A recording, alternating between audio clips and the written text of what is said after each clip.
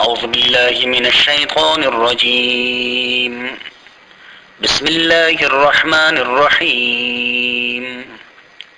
حاميم عين سين قاف كذلك يوحي إليك وإلى الذين من قبلك الله العزيز الحكيم. 25ویں پارے سورہ شورى کی یہ پہلے رکوع ہے. یہ رکوع آیت نمبر 1 سے لے کر آیت نمبر 10 تک کی آیاتوں پر مشتمل ہے. سورہ شورى ہجرت سے پہلے نازل ہونے والے سورتوں میں سے ہیں. اس سورہ مبارکہ میں 5 رکوعات، 53 آیاتیں، 860 کلمات اور 3588 حروف ہیں. اس رکوع میں اللہ تبارک و تعالی کے کائنات اور اس پہلے اور وسیع کائنات میں اللہ کی کچھ مخلوقات کا بطور نمونہ اور انسانوں کے سمجھانے کے لیے کچھ احکامات اللہ تبارک و تعالی نے بیان فرمائے ہیں. چنانچہ ارشاد باری تعالی ہے، بسم اللہ الرحمن الرحیم، شروع اللہ کے نام سے جو بے حد مہربان نہایت رحم کرنے والا ہے. حامیم عین سین قاف، یہ حروف مقطعات میں سے ہیں. اس کے معنی اللہ ہی بہتر جانتا ہے. یہ علامات ہے، نشانات ہے اس قرآن مجید کا اللہ کے طرف سے نازل ہونے پر کہ اللہ ہی نے باقی قرآن مجید کے معنی انسانوں کو سمجھائی ہے،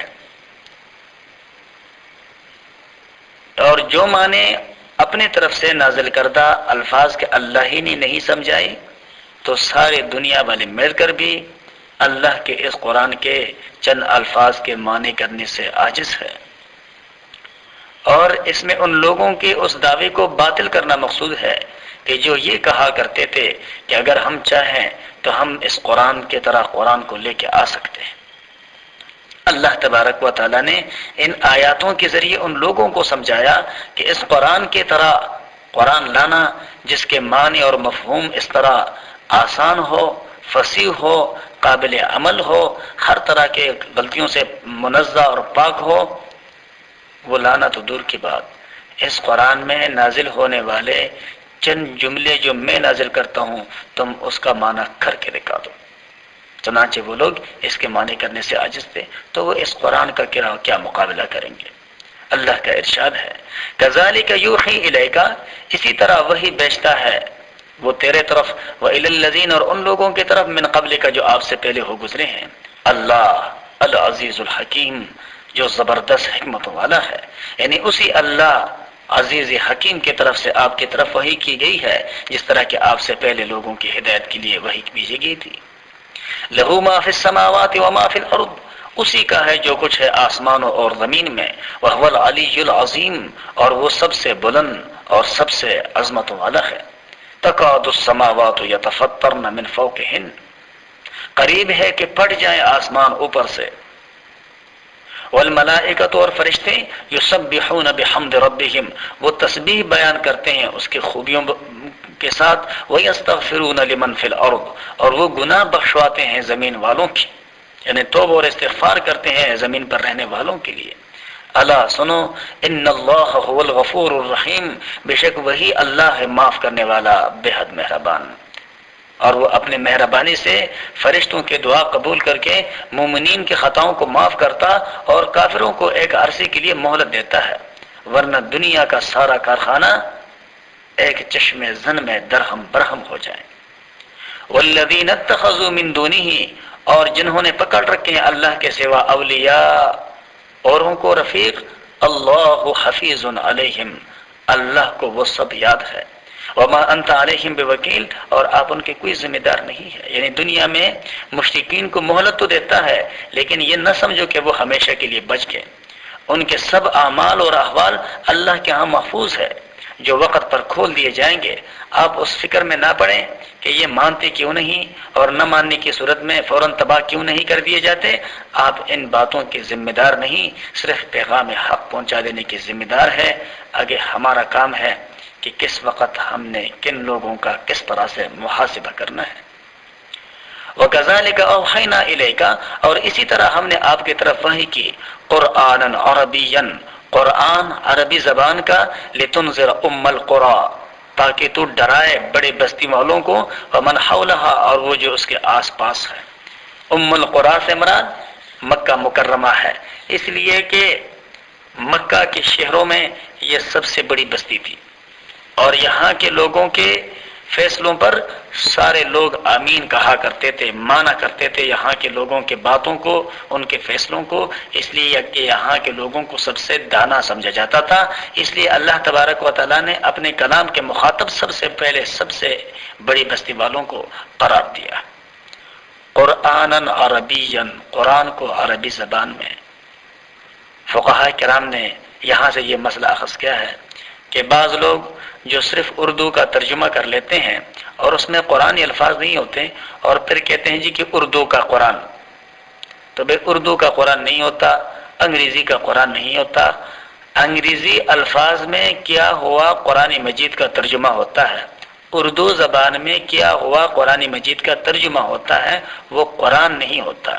اس لیے کہ اصل قرآن جو ہے وہ تو عربی زبان میں ہے، اور قرآن صرف معنی کا نام نہیں ہے، بلکہ قرآن معنی اور الفاظ دونوں کے مجموعی کا نام ہے، جیسے کہ اس آیت میں ہے کہ ہم نے آپ کی طرف وحی کی قرآن عربیًا، قرآن عربی زبان۔ وَتُنذِرَ يَوْمَ الْجَمْعِ، اور تاکہ آپ لوگوں کو ڈرا دے جمع ہونے کے دن سے، لا ریب فیہ، جس کے برحق ہونے میں کوئی شک نہیں۔ اور جب وہ دن واقع ہوگا تو فریق فی الجنت و فریق فی السعیر، ایک فرقہ تو جنت میں جائے گا اور ایک فرقہ جہنم میں جائے گا۔ ان لوگوں کو آگاہ کر دیں کہ ایک دن آنے والا ہے جب تمام اگلے پچھلے اللہ کے سامنے حساب اور کتاب کے لیے پیش ہوں گے۔ یہ ایک یقینی اور طے شدہ بات ہے جس میں کوئی دھوکہ اور فریب، شک اور شبہ کی گنجائش نہیں ہے۔ چاہیے کہ اس دن کے لیے آدمی تیاری کرے۔ اس وقت کل آدمی دو فرقوں میں تقسیم ہوں گے، ایک فرقہ جنتی اور ایک دوزخی۔ سوچ لو کہ تم کس فرقے میں شامل ہونا چاہتے ہو۔ اللہ ہر انسان کو جنت والے فرقے میں شامل ہونے والے اعمال کرنے کی توفیق نصیب فرمائے۔ وَلَوْ شَاءَ اللَّهُ لَجَعَلَهُمْ أُمَّةً وَاحِدَةً، اور اگر اللہ چاہتا تو سب لوگوں کو ایک ہی فرقہ بنا لیتا۔ وَلَكِنْ يُدْخِلُ مَن يَشَاءُ، لیکن وہ داخل کرتا ہے جس کو چاہے فی رحمتہ، اپنے رحمتوں میں، اور اللہ ہر اس کو اپنے رحمتوں میں داخل کرنا چاہتا ہے۔ اللہ اپنے نجات دہندہ فرقے میں شامل کرنا چاہتا ہے جو اللہ کی طرف رجوع کرتا ہے، جیسے کہ دوسری جگہ میں اللہ کا ارشاد ہے کہ وَيَهْدِي إِلَيْهِ مَن يُنِيبُ، کہ اللہ اپنا ہدایت اس کو دیتا ہے جو اللہ کی طرف رجوع ہونا چاہتا ہے، اور جو رجوع نہیں ہونا چاہتا تو آخرت میں نجات انسان کی ضرورت ہے، اللہ کی ضرورت نہیں۔ انسان نجات کے لیے اللہ کا محتاج ہے، اللہ اپنے بندوں کا محتاج نہیں۔ لہذا جو ضرورت مند ہے وہ اپنے ضرورت کے لیے قدم بڑھاتا ہے، اور جو قدم بڑھائے تو حضور نبی کریم صلی اللہ علیہ وسلم کی حدیث میں آتا ہے، آپ صلی اللہ علیہ وسلم نے فرمایا کہ اللہ تبارک و تعالیٰ فرماتے ہیں، حدیث قدسی ہے کہ جو شخص میرے طرف ایک بالش بڑھتا ہے میں اس کے طرف ایک قدم بڑھتا ہوں، اور جو شخص میرے طرف چل کے آتا ہے میں اس کے طرف دوڑ کے جاتا ہوں، یعنی میرے رحمت اس کی طرف دوڑ کے جاتی ہے۔ اور جو مجھ کو یاد کرتا ہے تو وہ اپنے ہر طرف مجھ کو پائے گا۔ اللہ تبارک و تعالیٰ کے ارشاد ہے وَالظَّالِمُونَ مَا لَهُم مِّن وَلِيٍّ وَلَا نَصِيرٍ، اور وہ لوگ جو ظالم ہے نہ ان کے لیے کوئی حمایتی ہوگا اور نہ ان کا کوئی مددگار ہوگا۔ أَمِ اتَّخَذُوا مِن دُونِهِ أَوْلِيَاءَ، کیا ان لوگوں نے پکڑ رکھے ہیں اپنے لیے حمایتی؟ فَاللَّهُ هُوَ الْوَلِيُّ، بس اللہ ہی ہے وہ جو ہے سب کا کام بنانے والا۔ وَهُوَ يُحْيِي الْمَوْتَى، اور وہی زندہ کرتا ہے اور کرے گا مردوں کو۔ وَهُوَ عَلَى كُلِّ شَيْءٍ قَدِيرٌ، اور وہی ہر چیز پہ قادر ہے۔ یعنی ماں کے پیٹ میں خون سے انسانی صورت، اور اس انسانی صورت جو کہ بے جان ہوتی ہے اس میں جان ڈالنے والے اللہ ہی کے ذات ہے۔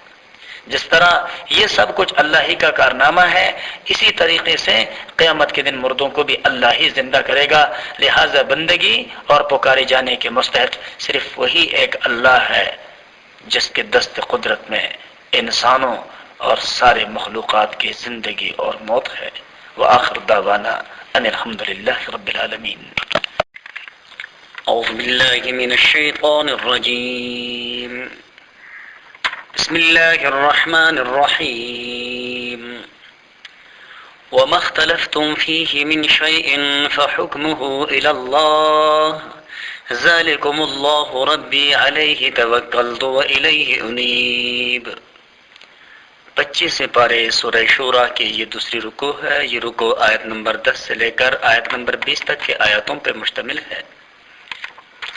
گزشتہ رکوع میں اللہ تبارک و تعالیٰ نے قرآن مجید کی حقانیت اور دین